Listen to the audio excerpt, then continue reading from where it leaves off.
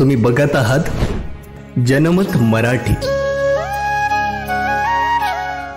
16/5/2025 रोजी स्थानिक गुन्हे शाखेचे पोलीस निरीक्षक रवींद्र मगर यांना मिळालेल्या गुप्त बातमीप्रमाणे नाशिक ते पुणे महामार्गावर सिन्नर शहराच्या दिशेने एका सिल्व्हर रंगाच्या कारमध्ये अवैधरित्या अंमली पदार्थ गांजाची चोरट्या रीतीने वाहतूक होणार असल्याची खात्रीशीर माहिती मिळाली होती। त्याप्रमाणे स्थानिक गुन्हे शाखेच्या पथकाने अधिकारी व अंमलदार यांनी नाशिक ते पुणे महामार्गावर हॉटेल न्यू वैष्णवीच्या समोर सापळा रचून एक सिल्व्हर रंगाचे होंडा सिव्हिक कार या वाहनातील इसम प्रथमेश पोपट राऊत वय वर्ष 25 राहणार घुलेवाडी संगमनेर, शिवाजी गोरख सातपुते वय वर्ष 27 राहणार साईनगर नेहरू चौक संगमनेर यांना ताब्यात घेतले। सदर इसमांच्या कब्जातून 82,000 रुपये किमतीचा 4 किलो 20 ग्रॅम वजनाचा गांजा व होंडा सिव्हिक कार असा एकूण 8,30,400 रुपये किमतीचा मुद्देमाल जप्त करण्यात आला आहे।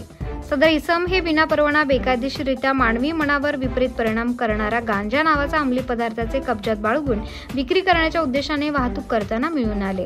त्यांच्या विरुद्ध सिन्नर पोलीस ठाण्यात NDPS कायदा कलम 8 क 20 ब 2 ब प्रमाणे गुन्हा दाखल करण्यात आला आहे। जबाबदारी न्याय हक्काची।